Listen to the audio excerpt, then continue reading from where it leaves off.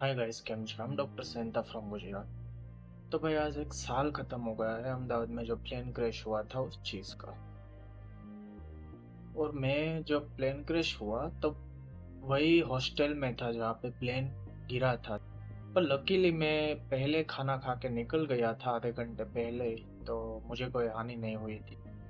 तो भाई अराउंड 1 बजे दोपहर को मैं खाना खा के मेस से हॉस्टल पे आ गया था। और मेरी हॉस्टल देखो, ये 200-300 मीटर दूर है। मेरी जो हॉस्टल है ना उससे मेरी मेस।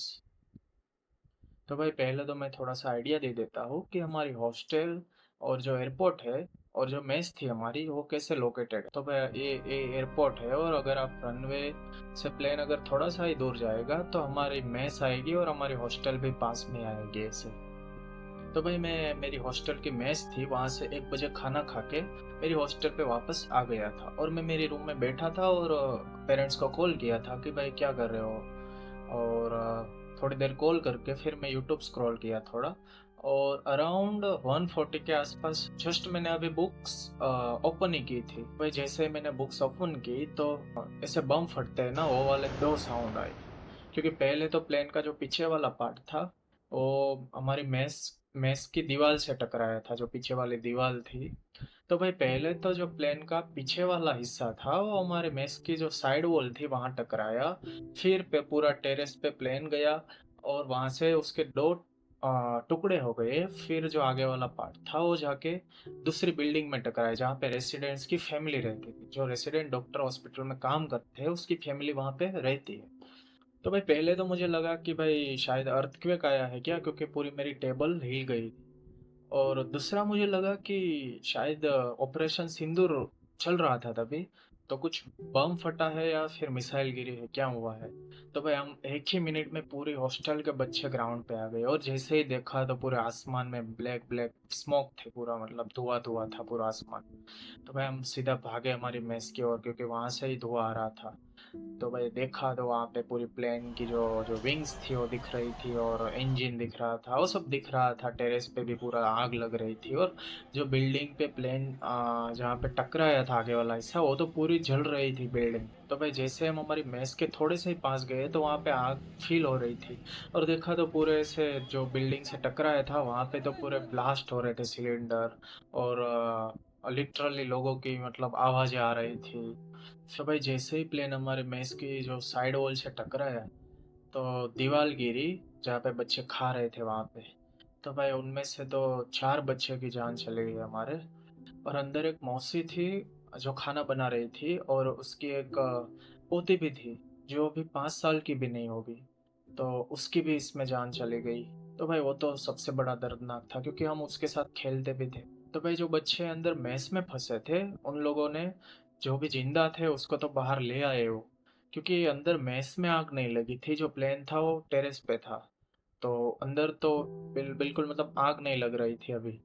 तो जितने भी जिंदा थे लोग वो तो बाहर आ गए। हॉस्टल से 20-25 गद्दे वहां पे भेज दिए ताकि जो जो घायल है उसको हम बाहर ला सके। तो भाई स्टूडेंट्स ने प्राइमरी रेस्क्यू किया और जो वहाँ पे आसपास के लोग थे उसने प्राइमरी रेस्क्यू किया। फिर 15-20 मिनट में पूरा फायर ब्रिगेड आ गया, आर्मी आ गई, तो वो सब लोगों ने फिर एरिया पूरा सील कर दिया।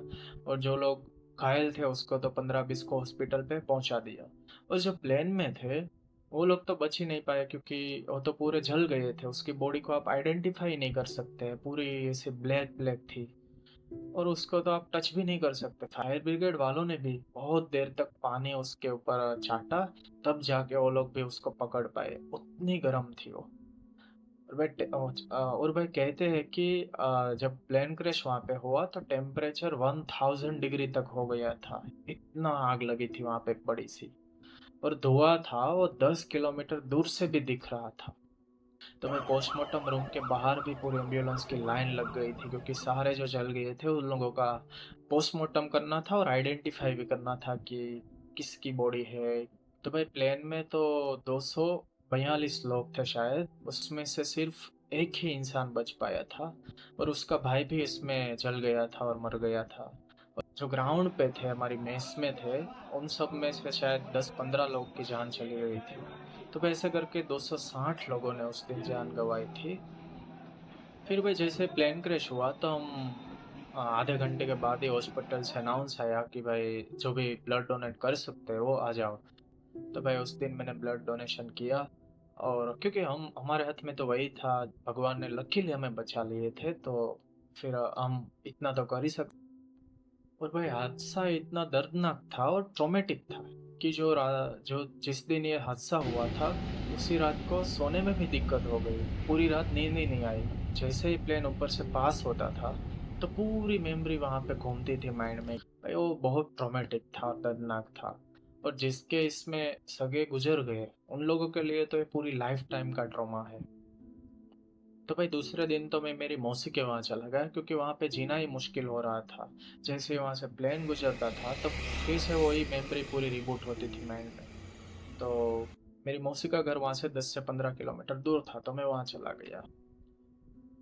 तब जाके मुझे दूसरे दिन थोड़ी सी नींद आ गई। पर फिर भी भाई जो जो हादसा हुआ वो इतना दर्दनाक था कि भाई हम दो इतने एक एक दो महीने तक तो पूरा ये जो इंसिडेंट है वो माइंड में ही घूम रहा था। और भाई हमने कभी ऐसा सोचा भी नहीं था कि कभी हमारी हॉस्टल की मेस पे अमित शाह जी और नरेंद्र मोदी जी आएंगे। और भाई सबसे दर्दनाक बात हमारे लिए तो वो है कि भाई हम हमारी जो मेस थी वहाँ पे हमारी इतनी सारी मेमोरी थी। 5 साल तक हमने वहाँ पे खाना खाया और हम वहाँ पे गणपति की भी स्थापना करते थे और बहुत सारा एंजॉयमेंट करते थे वहाँ पे। अब तो वो खंडेर हो गई और वहाँ पे हम जाना भी नहीं चाहते।